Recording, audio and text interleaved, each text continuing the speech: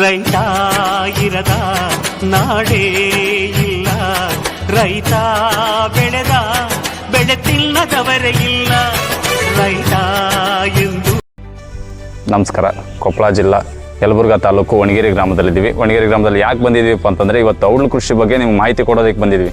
ಇಲ್ಲಿ ಔಡ್ಲು ಕೃಷಿ ಮಾಡಿ ರೈತರಾದಂಥ ಮಲ್ಲಿಕಾರ್ಜುನ್ ಸರ್ ಇದ್ದಾರೆ. ನಮಸ್ಕಾರ ಸರ್. ನಮ್ಮ ಯೂಟ್ಯೂಬ್ ಚಾನಲ್ ರೈತರಿಗೆ ಔಡ್ಲು ಕೃಷಿ ಬಗ್ಗೆ ಸ್ವಲ್ಪ ಮಾಹಿತಿ ಕೊಡಿ. ಹಾಂ ಸರ್, ಓಕೆ, ಸಂಪೂರ್ಣ ಮಾಹಿತಿ ಕೊಡ್ತೀನಿ. ಔಡ್ಲ ಕೃಷಿನೇ ಯಾಕೆ ರೈತರಿಗೆ ಮಾಡ್ಬೇಕು ಅಂತ ಹೇಳಿದ್ರೆ, ಇದೊಂದು ಲಾಭದಾಯಕ ಮತ್ತು ಕಡಿಮೆ ಖರ್ಚಿನಲ್ಲಿ ಕಡಿಮೆ ಶ್ರಮವನ್ನು ತಗೊಳ್ಳುವಂಥ ಒಂದು ಬೆಳೆ. ಇದರಲ್ಲಿ ಅತಿ ಹೆಚ್ಚು ಯಾವುದೇ ಥರದ ಕೀಟ ಆಯಿತು, ಯಾವುದೇ ಬಾಧೆ ಆಯಿತು, ಯಾವುದೂ ಇರೋದಿಲ್ಲ. ಹಾಗಾಗಿ ರೈತರಿಗೆ ಇದೊಂದು ವರದಾನ ಅಂತಲೇ ಹೇಳ್ಬೋದು. ಔಡ್ಲ ಕೃಷಿನ ಮಾಡಬೇಕು. ಔಡ್ಲು ಕೃಷಿನೇ ಮಾಡಬೇಕು. ಔಡ್ಲು ಕೃಷಿ ಬಗ್ಗೆ ಬೀಜಗಳನ್ನ ಎಲ್ಲಿ ಕೊಡ್ತಾರೆ ಸರ್?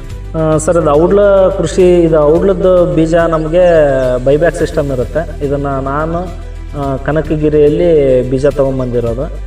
ಸರ್, ಈ ಬೀಜ ನಮಗೆ ಅವರೇ ಕೊಟ್ಟಿರ್ತಾರೆ, ವಾಪಸ್ ರಿಟರ್ನ್ ನಮ್ಮ ಬೆಳೆ ಕೂಡ ಅವರೇ ತೊಗೊಳ್ತಾರೆ. ಅವರೇ ಬೆಳೆ ರಿಟರ್ನ್ ತೊಗೋತಾರೆ ಅಂದರೆ ಬೈಬ್ಯಾಕ್ ಸಿಸ್ಟಮ್. ನಿಮ್ಗೆ ಅವರೇ ಬೀಜಗಳು ಕೊಡ್ತಾರೆ, ಮತ್ತೆ ಕೃಷಿ ಬಂದಮೇಲೆ ಮತ್ತೆ ಅವರೇ ತೊಗೊಂಡು ಹೋಗ್ತಾರೆ. ಅವರೇ ತೊಗೊಳ್ತಾರೆ. ಇದಕ್ಕೆ ನೀವು ಮುಂಚೆ ಹೊಲನ ಯಾವ ಥರ ಹದ ಮಾಡ್ಕೊಂಡ್ರಿ, ಯಾವ ಥರ ರೆಡಿ ಮಾಡ್ಕೊಂಡ್ರಿ? ಸರ್, ಇದಕ್ಕೆ ಅತಿ ಹೆಚ್ಚು ಏನು ಹೊಲನ ಹದ ಮಾಡ್ಕೊಳ್ಳೋದೇನು ಬೇಕಾಗಿಲ್ಲ. ಸರ್, ನಾವು ಇದನ್ನು ಒಂದು ಸಲ ರೂಟ್ರ್ ಓಡಿಸ್ಕೊಂಡು ಒಂದು ಸಲ ಟಿಲ್ಲರ್ ಓಡಿಸ್ಕೊಂಡಿದ್ದೀವಿ. ಸಾಕು, ನಮಗಿದು 1 ಫೀಟ್ ತನಕ ಹೊಲ ಅದ ಇದ್ದರೆ ಬೀಜ ಚೆನ್ನಾಗಿ ಗ್ರೋತ್ ಆಗುತ್ತೆ. ಇದು ದೊಡ್ಡ ಬೆಳೆ ಏನಲ್ಲ, ಇದೊಂದು ಚಿಕ್ಕ ಬೆಳೆ, ಗಿಡ್ಡ ಬೆಳೆ. ಅತಿ ಹೆಚ್ಚು ಹೈಟ್ ಏನು ಬರೋಲ್ಲ. ಈಗ ಇದು ನಮ್ಮದು ಫಸ್ಟ್ ಕಟಾವ್. ಇದು ಈ ಸೈಜಿಗೆ ಬರೋದು ಫಸ್ಟ್ ಕಟಾವ್. ಇದಾದ್ಮೇಲೆ ಏನು ಬ್ರಾಂಚ್ ಕಾಣ್ತಾವಲ್ಲ, ಇದೊಂದು ಸ್ವಲ್ಪ ದೊಡ್ಡದು ಬರ್ತದೆ ಅಷ್ಟೇ. ನೆಲ ಏನೋ ಅಷ್ಟು ದೊಡ್ಡ ಮಟ್ಟದ ಹದ ಏನೋ ಬೇಕಾಗಿ. ಇದಕ್ಕೆ ಟೋಟಲ್ ಆಗಿ ಖರ್ಚುಗಳು ಎಷ್ಟೆಲ್ಲ ಆಗ್ಬೋದು? ಇವಾಗ ನೀವು ಕೃಷಿ ಮಾಡ್ತಾ ಇದ್ದೀರಿ ಅಂದಮೇಲೆ ಮೊದಲಿಂದ ಹಿಡಿದು ನೀವು ಕಟಾವ್ ಮಾಡೋವರೆಗೂ ಎಷ್ಟು ಖರ್ಚು ಬರ್ಬೋದು? ಸರ್, ಇದು ತುಂಬ ಕಡಿಮೆ ಖರ್ಚು.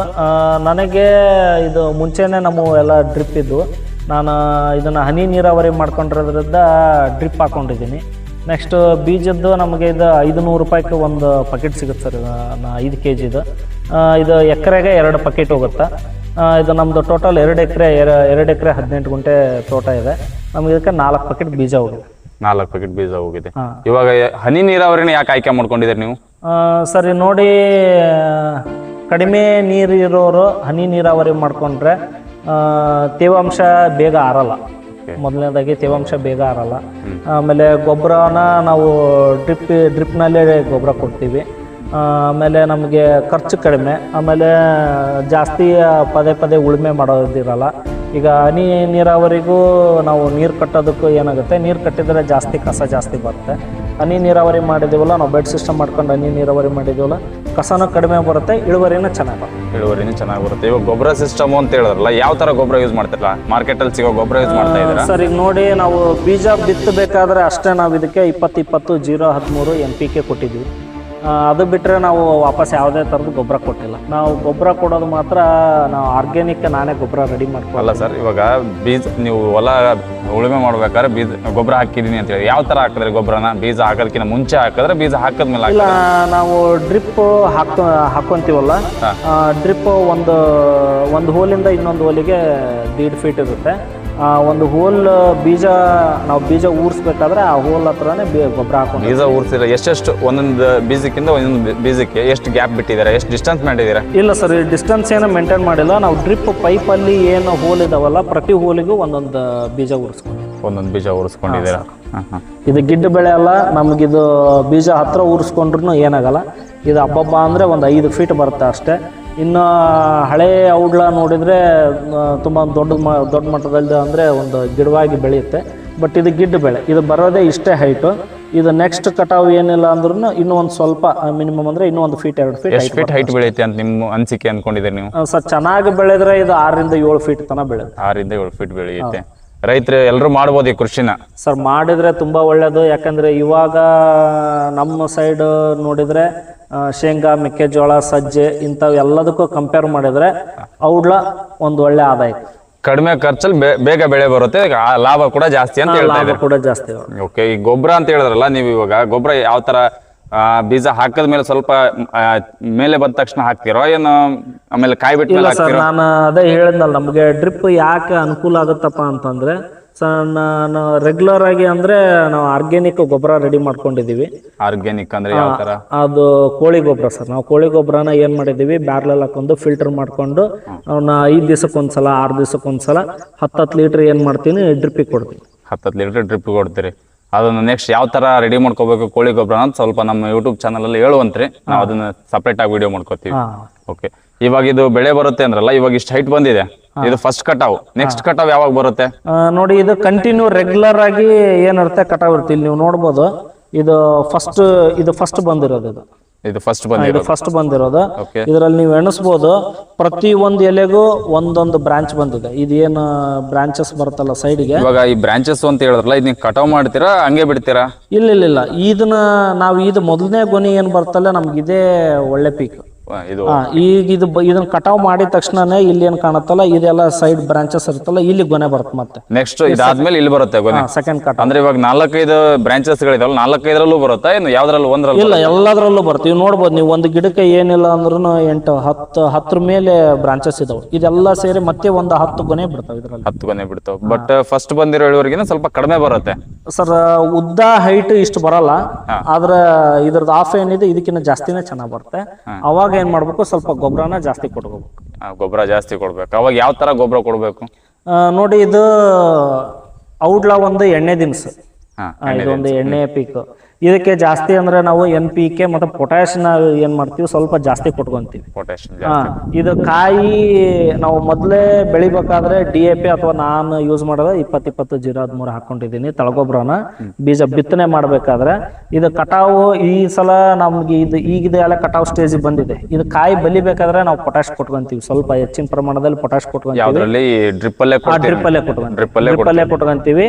ಆರ್ಗ್ಯಾನಿಕ್ ಕೊಡ್ತೀವಲ್ಲ, ಅದಾದ್ಮೇಲೆ ನೆಕ್ಸ್ಟ್ ಒಂದ್ಸಲ ಡ್ರಿಪ್ ಅಲ್ಲೇ ನಾವು ಪೊಟ್ಯಾಶ್ ಕೊಟ್ಕೊಂಡ್ವಿ. ಆರ್ಗ್ಯಾನಿಕ್ ಕೂಡ ಡ್ರಿಪ್ ಅಲ್ಲೇ ಕೊಡ್ತೀರಿ, ಗೊಬ್ಬರ ಕೂಡ ಡ್ರಿಪ್ ಅಲ್ಲೇ ಕೊಡ್ತೀವಿ. ನಾವ್ ಇದ್ರಲ್ಲಿ ಯಾವ್ದು ಕೈಯಿಂದ ಆಯ್ತು ಮತ್ತೆ ಲೇಬರ್ ಇಂದ ಯಾವ್ದೇ ನೀವೇನು ಗೊಬ್ಬರ ತಗೊಂಬಂದ್ ಕಾಂಡಕ್ಕೇನು ಹಾಕಲ್ಲ, ಬಡ್ಡೆಗೇನು ಹಾಕಲ್ಲ, ಎಲ್ಲ ಡ್ರಿಪ್ ಅಲ್ಲೇ ಕೊಡ್ತೀವಿ. ಎಲ್ಲ ಅನುಕೂಲ ನಿಮ್ಗೆ, ಎಲ್ಲ ಅನುಕೂಲ. ಖರ್ಚು ಕೂಡ ಕಡಿಮೆ, ಎಲ್ಲ ಲೇಬರ್ ಯಾವ್ದೇ ಖರ್ಚು ಇರಂಗಿಲ್ಲ. ಲೇಬರ್ದು ಏನಿಲ್ಲ ಸರ್. ನಾವು ಮೊದಲು ಹೊಲ ಉಳುಮೆ ಮಾಡ್ಕೊಂಡು ಒಂದು ಡ್ರಿಪ್ ಹಾಕೊಂಡ್ಮೇಲೆ ಬೀಜ ಉರ್ಸಿದ್ವಲ್ಲ, ಬೀಜ ಉರ್ಸಿನ ಒಂದ್ಸಲ ಕಳೆ ತೆಗ್ಸಿರೋದು. ನೋಡ್ಬೋದು ನೀವು, ಕಳೆನೂ ತುಂಬಾ ಕಡಿಮೆ ಇದೆ, ಕಳೆ ಬರಲ್ಲ.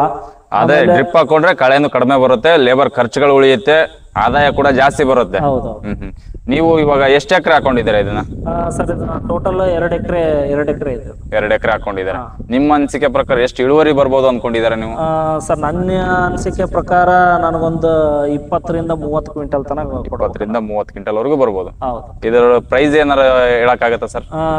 ಸರ್, ಇದು ಔಡ್ಲಾ ಇದ್ರದ್ದು ವೇರಿಯೇಷನ್ ಇರುತ್ತೆ. ಹೆಚ್ಚು ಕಡಿಮೆ ಆಗ್ತಾ ಇರುತ್ತೆ. 5,000 8,000 9,000 ತನ ಟಾಪ್ ಕ್ವಾಲಿಟಿ ಚೆನ್ನಾಗಿ ಹೋಗುತ್ತೆ. ಇದು ಔಟ್ ಅಂತ ತೆಗಿತಾರೆ. ಇದರಲ್ಲಿ ಯಾವ ತರ ಕಾಳು ಚೆನ್ನಾಗಿ ಬಂದಿದೆನೋ ಇಲ್ಲ ಅಂತ ಔಟ್ ಅಂತ ತೆಗೆದು ಅದ್ರ ಮೇಲೆ ರೇಟ್ ಫಿಕ್ಸ್ ಮಾಡ್ತಾರೆ. ಬಟ್ ಇದಕ್ಕೆ ನಿಗದಿತ ಬೆಲೆ ಇಲ್ಲ. ಆದ್ರೆ ನಾವು ಬೆಳೆದಿರ್ತಕ್ಕಂಥ ಬೆಳೆಗೂ ಸಮಯಕ್ಕೂ ಮತ್ತು ನಾವು ಮಾಡಿರ್ತಕ್ಕಂಥ ಖರ್ಚಿಗೂ ಕಂಪೇರ್ ಮಾಡಿದ್ರೆ ಒಂದು ಒಳ್ಳೆ ಆದಾಯ. ಅಲ್ಲ ಸರ್, ಇವಾಗ ನೀವು ಬೆಳೆ ಹಾಕದಾಗಿಂದ ಕಟಾವ್ನವರೆಗೂ ಅಂದ್ರೆ ಎಷ್ಟು ಖರ್ಚು ಆಗ್ಬೋದಾ ಸರ್? ಎಕರೆಗೆ ಏನಿಲ್ಲ ಅಂದ್ರೆ ಹಬ್ಬ ಅಂದ್ರೆ ಒಂದು 10,000 ಖರ್ಚಾಗುತ್ತೆ ಸರ್ ಅಷ್ಟೇ. ಒಂದು ಎಕರೆಗೆ 10,000 ಖರ್ಚಾಗುತ್ತೆ. ಎಕರೆಗೆ 10,000 ಸರ್ ಖರ್ಚಾಗುತ್ತೆ. 10,000 ಖರ್ಚಾಗುತ್ತೆ ಅಂದ್ರೆ ಆದಾಯ ನಿಮ್ಗೆ ಒಂದು 2-3 ಲಕ್ಷ ರೂಪಾಯಿ ಆದಾಯ ಬರುತ್ತೆ ಸರ್. ನನ್ನ ಪ್ರಕಾರ ಒಂದು 2 ಲಕ್ಷ ಟಾರ್ಗೆಟ್. 2 ಲಕ್ಷ ಟಾರ್ಗೆಟ್ ಒಂದು ಕಟಾವಿಗೆ ಬರುತ್ತೆ. ಆಲ್ಮೋಸ್ಟ್ ಸರ್, ನಾ ಹೇಳ್ತೀನಲ್ಲ, ಇದು ಪೀಕ್ ಬಂದ್ಬಿಟ್ಟು ಇದು ಫಸ್ಟ್ ಕಟಾವ್ 3 ತಿಂಗಳಿಗೆ ಬರುತ್ತೆ. 3 ತಿಂಗಳಿಗೆ ಬರುತ್ತೆ. ಸೆಕೆಂಡ್ ಕಟಾವ್ 4 ತಿಂಗಳು 4.5 ತಿಂಗಳು. ಇದು ಫಸ್ಟ್ ಕಟಾವ್ ಮಾಡಿದ ತಕ್ಷಣ ಕಂಟಿನ್ಯೂ ಕಟಾವ್ ನಲ್ಲಿ ಇದ್ದೇ ಇರುತ್ತೆ. ತಿಂಗ್ಳಕ್ಕೆ ಒಂದ್ಸಲ ನಾವು ಗೊನೆ ನೋಡ್ಕೊಂಡು ಯಾವ್ದು ಚೆನ್ನಾಗಿ ಆಗ್ಲಿ ಗೊನೆ ಬಂದು ಅದು ಯಾವ್ದು ಒಣಗಿರುತ್ತಲ್ಲ ಅದನ್ನಷ್ಟೇ ಕಟಾವ್ ಮಾಡ್ಕೊಂತ ಹೋಗ್ತೀವಿ. ಇದು ಮಿನಿಮಮ್ ಅಂದ್ರೆ 6-8 ತಿಂಗಳ ತನಕ ನಾವು ಕಟಾವ್ ಮಾಡ್ಬೋದು. ನಾವು ಗಿಡವನ್ನ ಯಾವ ತರ ಬೆಳೆಸ್ತೀವಿ. ಫಸ್ಟ್ ಕಟಾವ್ ಇಂದ ಸೆಕೆಂಡ್ ಕಟಾವ್ ಎಷ್ಟು ಗ್ಯಾಪ್ ತಗೊಳುತ್ತೆ? ಒಂದೇ ತಿಂಗಳು. ಇವಾಗ ಸೆಕೆಂಡ್ ಕಟಾವ್ ಇಂದ ಥರ್ಡ್ ಕಟಾವ್ ಎಷ್ಟು? ಅದು ಕೂಡ ಒಂದೇ ತಿಂಗಳು. ಅದು ಏನಾಗುತ್ತೆ, ಹಿಂದೆನೆ ಗ್ರೋತ್ ಅಲ್ಲಿ ಇರುತ್ತೆ, ಹಿಂದೆನೆ ಬೆಳವಣಿಗೆಯಲ್ಲಿ ಇರುತ್ತೆ. ನೀವ್ ಯಾವ ತರ ಗೊಬ್ಬರ ಹಾಕ್ತಿರಿ ಆ ತರ ಬೆಳೆ ಬರುತ್ತೆ. ನಮ್ಗ ಎಲ್ಲಿ ತನ ಇದು ಇಳುವರಿ ಕಡಿಮೆ ಆಗುತ್ತೆ ಅಂತ ಅನ್ಸುತ್ತೆ ಅಲ್ಲಿ ತನ ನಾವು ಕಟಾವ್ ಮಾಡ್ತೀವಿ. ಅಲ್ಲ ಸರ್, ಇವಾಗ ಗೊಬ್ಬರ ಅಂದ್ರೆ ಅಂಗಡಿಲಿ ತಗೊಂಡು ಹಾಕಿರೋ ಗೊಬ್ಬರಕ್ಕೆ ಚೆನ್ನಾಗಿ ಬರುತ್ತೋ? ನೀವು ಹೇಳಿದ್ರಲ್ಲ ಸಾವಯವ ಸರ್, ಈಗ ಆರ್ಗಾನಿಕ್ ಆ ತರ ಮಾಡಿದ್ರೆ ಚೆನ್ನಾಗಿ ಬರುತ್ತೆ ಬೆಳೆ. ಸರ್, ಈಗ ನಾವು ಗೊಬ್ಬರ ಹಾಕೋದು ಈಗ ಯಾರು ಸಾವಯವನ ಉಪಯೋಗ ಮಾಡಲ್ಲ. ನಮ್ಗೆ ಭೂಮಿಯ ಸತ್ವ ಆದಷ್ಟು ಬೇಗ ಕಳೆದು ಹೋಗುತ್ತೆ. ಸರ್, ನಾವು ಇದನ್ನ ಬೀಜ ಊರಿಸ್ಬೇಕಾದ್ರೆ ಮಾತ್ರ ನಾವು 20-20-0-13 ಅದೊಂದೇ ರಾಸಾಯನಿಕ ಗೊಬ್ಬರ ಯೂಸ್ ಮಾಡಿರೋದು. ಅದು ಬಿಟ್ರೆ ನಮ್ಗೆ ಕೋಳಿ ಗೊಬ್ಬರದಲ್ಲಿ NPK 3 ಸಿಗುತ್ತೆ. ಓಕೆ ಆದಷ್ಟು ಹೆಚ್ಚು ರೈತರು ಸಾವಯವ ಯೂಸ್ ಮಾಡಿದ್ರೆ ಸರ್ ನೀವು ನೋಡ್ಬೋದು ಇದು ಯಾವ ತರ ಗ್ರೋತ್ ಇದೆ ಅಂತ ಹೇಳಿ. ಒಂದು ಒಳ್ಳೆ ಇಳುವರಿ ಮಾತ್ರ ಈ ಸಲ ತುಂಬಾ ಚೆನ್ನಾಗಿ ಬಂದಿದೆ. ಹೌದು. ಇದು ಸಾವಯವ ಯೂಸ್ ಮಾಡಿರೋದು. ಇನ್ನೊಂದು ಬೇಕಾದ್ರೆ ಇಲ್ಲೇ ಬಾಜು ಒಂದು ಪ್ಲಾಟ್ ಇದೆ, ತೋರಿಸ್ತೇನೆ ನಿಮ್ಗೆ. ಅದು ಪೂರಾ ಏನೋ ರಾಸಾಯನಿಕ ಗೊಬ್ಬರನೇ. ಅಂದ್ರೆ ಇದು ಯಾವ ತರ ಬೆಳೆ ಅಂದ್ರೆ ರೈತರು ಯಾವ ತರ ಇದಕ್ಕೆ ಫಲವತ್ತತೆ ಕೊಡ್ತಾರೋ ಆ ತರ ಬೆಳ್ಕೊಳ್ತಾ ಹೋಗುತ್ತೆ, ಆ ತರ ಇಳುವರಿನೂ ಬರುತ್ತೆ ಅಂತ ಹೇಳ್ತಾ ಇದ್ದಾರೆ. ಅಂದ್ರೆ ನಾವು ಮೇಂಟೈನ್ ಯಾವ ತರ ಮಾಡ್ತೀವಿ ಅದ್ರ ಮೇಲೆ ಹೋಗುತ್ತೆ. ಕೇಳಿದ್ರಲ್ಲ ಔಡ್ಲು ಕೃಷಿ ಬಗ್ಗೆ ನಮ್ಮ ರೈತರಾದಂಥ ಮಲ್ಲಿಕಾರ್ಜುನ್ ಅವರು ಇನ್ನೂ ಹೆಚ್ಚು ಮಾಹಿತಿ ಕೊಟ್ಟಿದ್ದಾರೆ. ನಿಮ್ಗೆ ಯಾವ ತರ ಡೌಟ್ಸ್ ಇದ್ರೆ ನಮಗೆ ಕಾಮೆಂಟ್ ಮಾಡಿ. ಹಾಗೆ ನಮ್ಮ ಪಯಣಿಗೆ 814 ಚಾನಲ್ನ ಸಬ್ಸ್ಕ್ರೈಬ್ ಮಾಡಿ, ಫಾಲೋ ಮಾಡಿ.